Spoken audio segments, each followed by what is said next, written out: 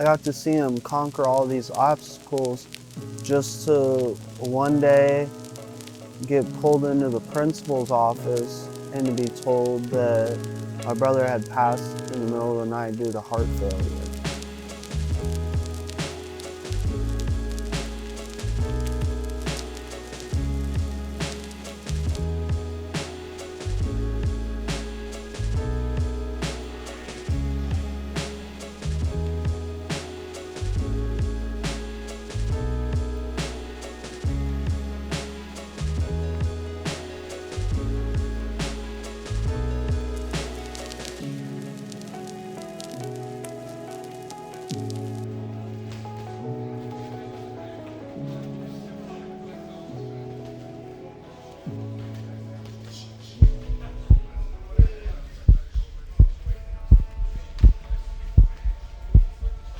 My youngest brother, Braden, he had a twin, and he was diagnosed with cerebral palsy. They had made all these different claims, you know, that he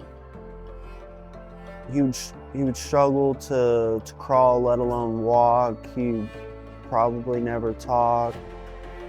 Had all these obstacles they were already setting before him before he had even really gotten into his life, you know.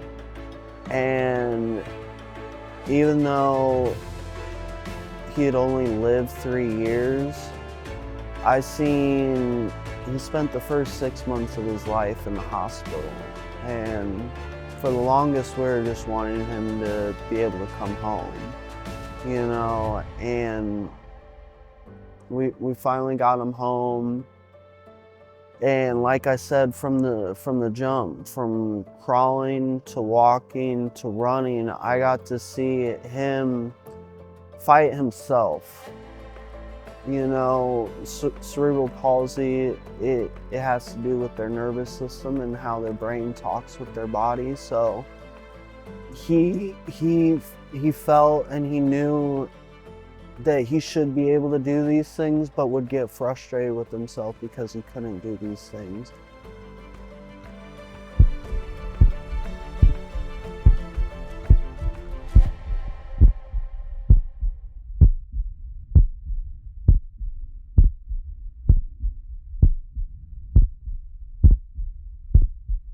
And I got to see him build up the strength, build up the endurance over just repetitions over and over, from going from not being able to crawl to being able to crawl, from being able to crawl to walking, going from walking to running, just repetitions. Every single time he would fall over, he would get frustrated, he'd get mad, and he would just get right back to it, continuing to try over and over and over again until he got to the point where he was pretty much a normal kid for the most part. We had to get him orthotics, but he could walk around, run on his own. You know, he was right at the point he was going to start being able to talk and probably start formulating sentences. You know, he had just got enrolled in preschool and he had conquered all these obstacles. Everybody said that he won it, you know, and I got to see that process, and I can't even begin to explain the impact that it made on me even back then, you know, because it's things that we don't really think about that they said he wouldn't do, things that we take for granted, you know, being able to walk, being able to run, being able to jump, being able to talk. Weighed in at 135 pounds.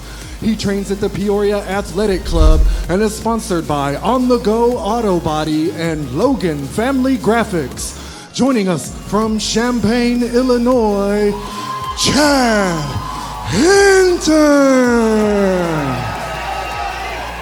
They both are ready to go. Good. And both fighters certainly have their fan base here tonight. Two young up-and-comers. Like I said, this could be the dark horse fight of the night. Keep your eyes peeled. Meet him up in the cage. Ooh, Gutierrez going in there with a little flamboyance out of the gates. Front kick, moving with those hands. Oh, big right connect! Turns him into That's what you have to watch. Oh, he goes for that neck almost immediately. My brother had passed in the middle of the night due to heart failure. His internal organs had begun to outgrow his body. And that right there is his life in a nutshell. His heart was never going to be able to be contained inside of his body.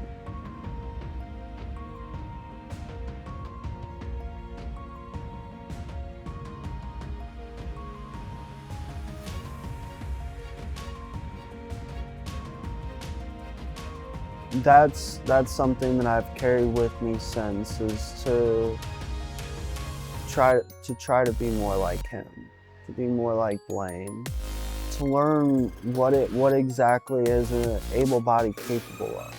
Chad, congratulations on the big win, man. You earned every bit of that. Tell us how it feels, sir. It feels great. I feel like at this point, I can't be denied. I'm the best bantamweight in cage aggression, straight up. I need that title shot. Mike, where's it at? I spent the last three fights focusing on my striking.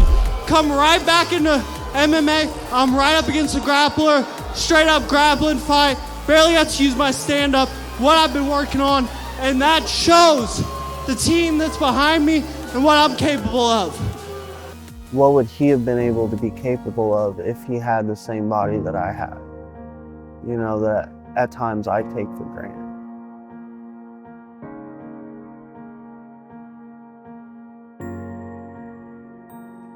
But that is my why, you know, because I feel that combat sports in general is one of the best ways to find out what an able body is capable of and to push it to its limit.